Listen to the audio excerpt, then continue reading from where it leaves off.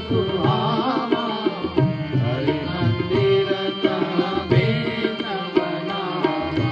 रामायुध अंगी कलुहा सोमा बरनिन जाय, नव तुलसी का वृंदता देखे हर्ष कपिराय।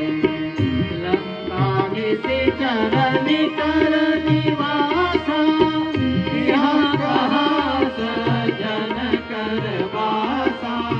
मन महु तरत करे कपिलागा, तेरी समय विभीषण जागा। राम राम ते सुमिरन कीना, हृदय हर्ष कपि सज्जन कीन्हा। सन भटि करियाहु पहचाने, साधु होय न कारज हानि। चित्र रूप धरि वचन सुनाए, सुनत विभीषण कुपित आए।